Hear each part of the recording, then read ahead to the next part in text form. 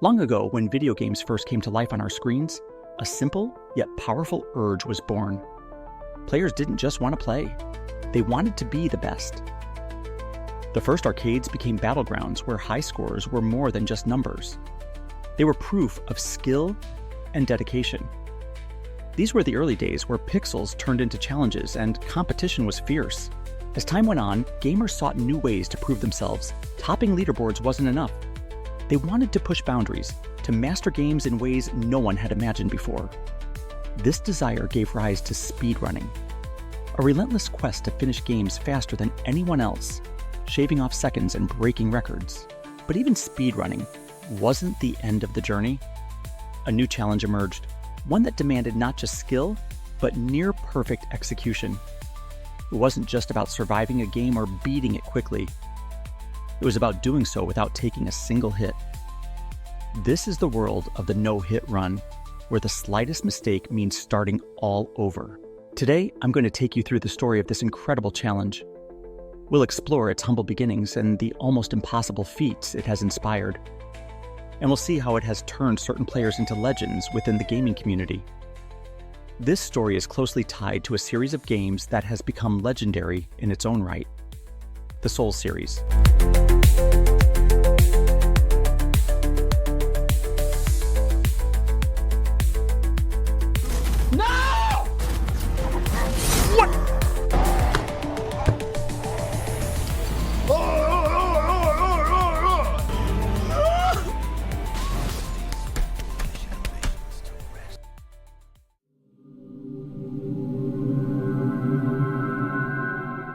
To understand why the pursuit of the no-hit run began with Dark Souls, we need to dive into what makes From Software's games so unique.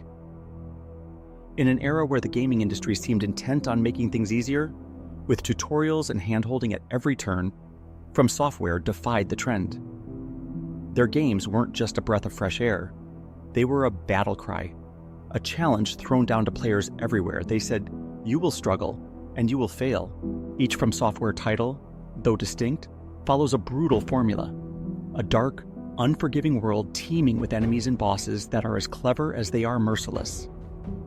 These games don't merely invite failure, they expect it. The journey through these worlds is a relentless test of patience, skill, and endurance. Surviving one of these games takes a level of determination most gamers never knew they had. But beyond the punishment lies something extraordinary.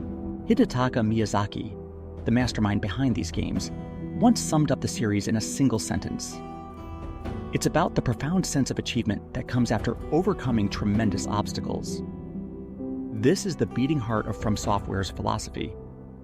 Whether it's finding a hidden treasure after countless deaths, or finally toppling a boss after what feels like an eternity of attempts, the euphoria is unmatched. But here's the twist. As exhilarating as that victory is, once it's over, something unexpected happens. The joy of triumph quickly fades, leaving behind a void. A longing for that intense, heart-pounding thrill. I know this feeling all too well. After finishing Elden Ring, no other game could fill the void it left. When that rush of achievement is gone, players find themselves searching for new ways to rekindle that fire. This is where self-imposed challenges come in. Gamers began to breathe new life into these worlds by pushing the boundaries further, by making the games harder. Some attempted runs without healing, others without magic or armor. Some even took on the challenge with bizarre constraints, like playing with their feet. But among these challenges, one stood above the rest. The ultimate test of skill and perseverance, the no-death or deathless run. Completing a game like Dark Souls without dying even once might sound achievable to the uninitiated, but in a world crafted to kill you at every turn, it's a Herculean task. The series is almost engineered to make a deathless run impossible, and that's exactly what makes it so irresistible. Then, in 2013, something extraordinary happened. A Japanese speedrunner uploaded a video that sent shockwaves through the community. It wasn't just a no-death run, it was a no-damage run. They had completed Dark Souls without dying or taking a single hit. This was more than a new record. It was a revelation. It set a new standard, a a new way of playing that redefined perfection. And it planted a seed in the mind of a man named the HappyHob.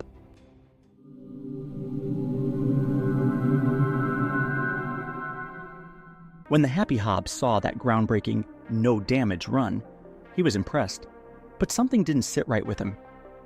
While the feat was undeniably remarkable, it leaned heavily on shields to block attacks and magic to mitigate damage. To the HappyHob, this approach felt like it bypassed the true essence of Dark Souls. He wasn't just looking to survive. He wanted to achieve something pure, something that embodied perfection in its truest form. That video planted a seed in his mind, one that soon grew into a daunting and seemingly impossible project. He made a decision. He would tackle Dark Souls 1 without taking any damage, not just avoiding death, but avoiding getting hit altogether. No magic, no shields, just pure unfiltered skill. This was the birth of the first ever no-hit run. The enormity of this challenge is hard to overstate, especially at that time. It takes a certain kind of person to even consider such a feat, let alone attempt it. To put this in perspective, let's talk about iframes, or invincibility frames. In the Souls games, if you're not using a shield, your only way to avoid damage is through rolling. But rolling isn't just a simple dodge. It consumes stamina, and grants only a few precious frames of invincibility. Mere microseconds where your character is immune to damage. Since the HappyHob wouldn't be using magic and would constantly be in the thick of close combat, these invincibility frames became the cornerstone of his strategy. His training was nothing short of grueling. Weeks turned into months as he painstakingly mapped out every inch of the game, memorizing each enemy's attack patterns and every boss's mechanics down to the split-second timing required to dodge and avoid damage. All the while, those following his journey questioned his sanity. It was already considered nearly impossible to beat Dark Souls without dying. To do it without taking any damage seemed like an absurd fantasy, and to do it without getting hit at all? That was beyond comprehension.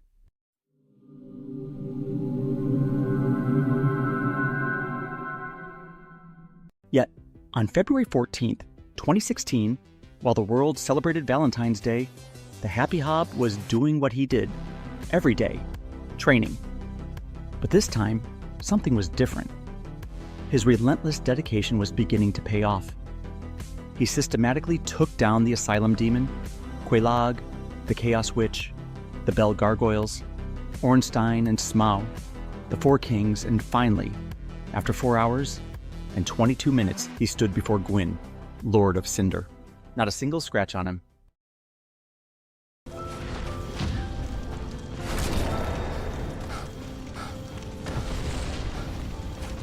Oh no.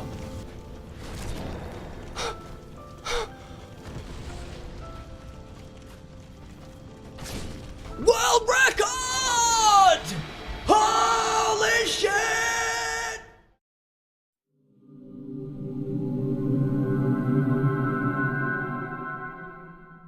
The impossible had been achieved, a no-hit run of Dark Souls. This achievement marked a turning point in the history of the Souls series and the wider gaming community. The no-hit community was born that day, and from that moment on, players from around the world would follow in the HappyHob's footsteps, pushing the boundaries of what was thought possible. The journey toward perfection seemed like it had reached its zenith. Every milestone had been passed, every challenge met, and yet, for those deeply embedded in the no-hit community, the idea that this was the final chapter never really took hold. The thing about this community is that it's built on the foundation of constant evolution, of never settling for what's already been achieved. Just when you think the limits have been set in stone, someone comes along and obliterates them, opening up new frontiers that no one had previously imagined. Every year, without fail, a new accomplishment rises from the relentless pursuit of excellence. Gamers across the globe witness these feats and think, surely this is it. The hardest challenge in gaming has finally been mastered. And yet, year after year, that belief is shattered as players push the envelope even further, transforming what was once thought impossible into the new standard. This relentless drive, this refusal to accept the notion of an unconquerable challenge, is what fuels the heart of the no-hit community. But how do you go beyond a challenge that already sits at the peak of difficulty? How do you make the toughest test in gaming even more grueling? The answer lies in two distinct paths, each leading to even more daunting trials. The first path is all about extending the journey itself, making the challenge longer and more complex. This idea birthed the All Bosses No Hit (ABNH) run, where players must face not only the mandatory bosses, but also every optional and DLC boss in the game, all without taking a single hit. This isn't just a test of skill, it's a marathon of mental endurance, stretching over hours where even a momentary lapse can spell disaster. Completing this challenge requires a level of dedication and focus that few can muster, and those who succeed, like Otsdarva with his legendary Dark Souls 2 ABNH run, become icons within the community. Their feats are celebrated as they push the boundaries of what we thought was achievable. The second path involves turning up the difficulty to near unthinkable levels. This is where the SL1, Soul Level 1, run comes into play. In an SL1 run, players undertake the entire game without leveling up their character, which means they face every boss with the weakest possible stats. The game's difficulty ramps up significantly, turning what was already a formidable challenge into a grueling test of precision, timing, and endurance. Every hit counts, every dodge is critical, and the margin for error is razor thin. When Squealakilla completed Dark Souls 3 with an SL1 no-hit run, it wasn't just an achievement. It was a statement that no challenge is insurmountable with enough determination. As these two approaches became more popular, the community didn't stop there. Instead, they devised even more outlandish and extreme variations of the no-hit run, pushing the limits of what's possible in gaming. Imagine trying to complete a no-hit run using a dance pad controller. A feat that sounds more like a stunt than a legitimate challenge, yet has been accomplished by those who refuse to be bound by traditional gameplay methods. Then there's the NG+7 no-hit run, where players face bosses that have been powered up to their maximum potential, moving faster, hitting harder, and punishing every mistake with brutal efficiency. These challenges are more than just tests of skill.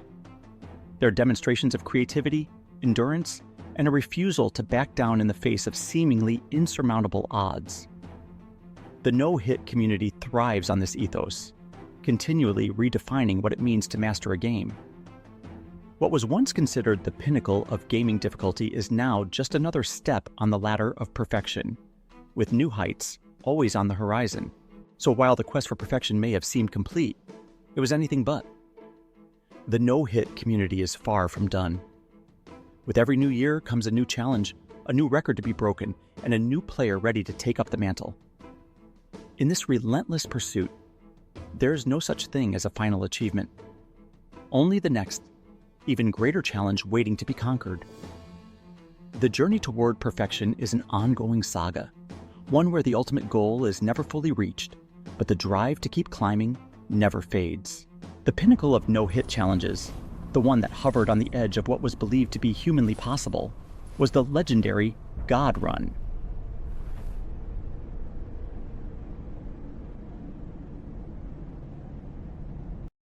The premise of this challenge was simple in concept, but staggering in execution. Conquer every single Soulsborne game in one uninterrupted session without being hit even once. To grasp the enormity of this task, imagine the level of focus, the razor-sharp precision, and the unyielding determination required to maintain perfect gameplay for nearly 12 grueling hours. One misstep, a momentary lapse in concentration, could shatter hours of flawless execution and send the player back to square one. The God Run wasn't just about skill, it was a test of mental resilience, pushing the limits of human concentration. The idea that someone could string together flawless victories across 5 notoriously unforgiving games seemed almost mythical, a feat reserved for gaming legends. For years, this challenge loomed as an insurmountable peak within the no-hit community, a challenge that many considered to be the ultimate display of gaming prowess. And then on March 20th, 2019, the unthinkable happened. The HappyHob, a figure already revered within the community for his extraordinary no-hit accomplishments, took on the God Run in a live stream that would become the stuff of legend. As the hours ticked by, viewers from around the world tuned in to witness what many believed was an impossible task. The tension was palpable with each boss encounter, each dodge, each carefully timed strike. The stakes couldn't have been higher, with the entire run hanging by a thread every second. Yet against all odds, the HappyHob persevered. His mastery over the games, honed by countless hours of practice and an iron will, was on full display as he moved through each title with surgical precision. The challenges that had felled so many others, Ornstein and Smaugh's relentless assault, the punishing brutality of Bloodborne's bosses, the intricate dance of Dark Souls 3 were overcome, one by one. As the final boss of the last game fell, the collective breath of the audience was held, and then, almost in disbelief, the realization dawned. He had done it. The HappyHob had completed the God Run, live, without a single hit. It was a moment that sent shockwaves through the gaming world, redefining what was thought possible within the Soulsborne community. This wasn't just a victory, it was a triumph of human will, a testament to what can be achieved when determination meets unparalleled skill. The impossible had been made real, and in doing so, the HappyHob had cemented his place in gaming history, forever changing the landscape of what could be accomplished in the world of no-hit runs. Now we can imagine that HappyHob can enjoy his pina colada and take a vacation by the sea knowing that he just finished the impossible God Run, but the day after. Boom. A new game challenger emerged. Sekiro: Shadows Die Twice.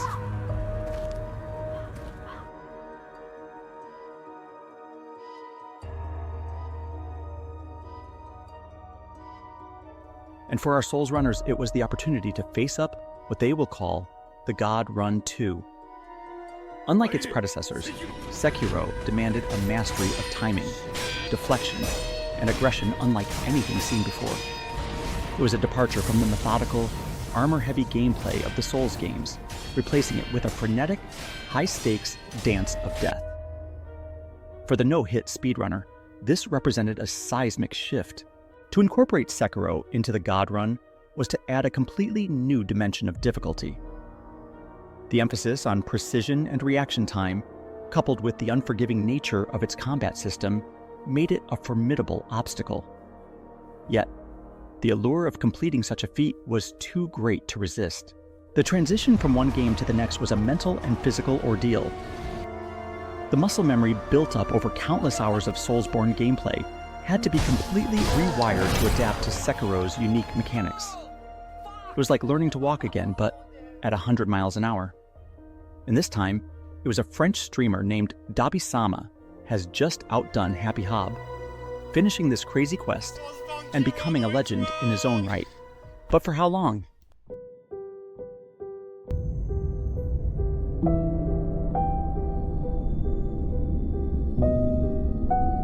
And one other, whom grace would again bless,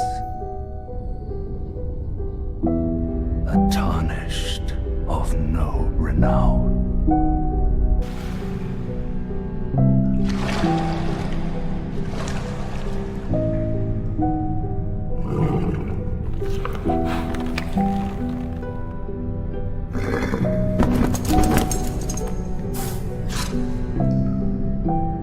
Don't worry, Torrent. Fortune is on his side. We found him here, after all.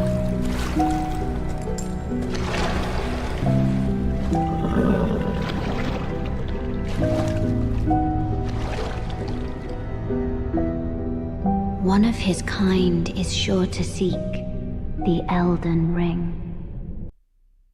Elden Ring. This open-world behemoth, with its vast landscapes, complex boss roster, and intricate mechanics, represented a quantum leap in difficulty. To incorporate Elden Ring into the God Run was not simply to add another game to the list. It was to redefine the very concept of human endurance. It demanded a mastery of exploration, combat, and puzzle solving unlike anything seen before. The vast open world, filled with countless secrets and hidden paths, was a labyrinth that could easily consume hundreds of hours. Yet, for the God Run contender, there was no room for exploration. Every step had to be calculated, every decision made with ruthless efficiency. At the forefront of this daunting endeavor were a trio of individuals who would become synonymous with the God Run: the HappyHob, DinosInGayl, and BushidoYu. The HappyHob, the original pioneer of no-hit Soulsborne runs, was the undisputed godfather of the scene. His experience and unwavering determination made him a formidable contender. DinosInGayl, known for his unorthodox strategies and relentless practice, brought a fresh perspective to the challenge. And then there was BushidoYu, a rising star whose raw talent and fearless attitude made him a dark horse in the race. These three titans represented the pinnacle of speedrunning skill. Their rivalry was as much a spectacle as their individual achievements. Each victory, each setback, was dissected and analyzed by a growing fan base, creating a level of hype and anticipation we rarely see after a long journey. BushidoYu faces the final boss of Elden Ring, Radagon and the Elden Beast.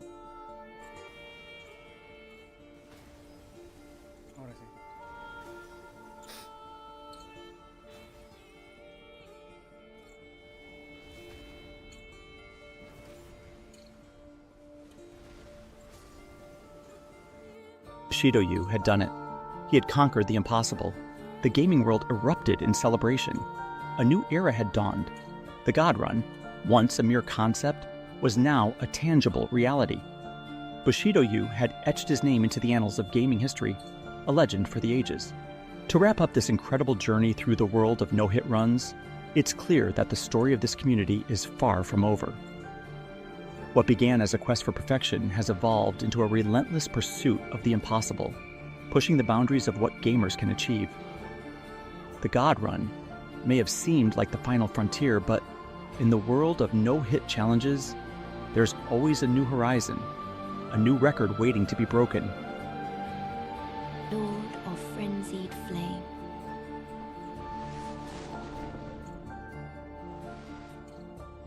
I will seek you as far as you may travel.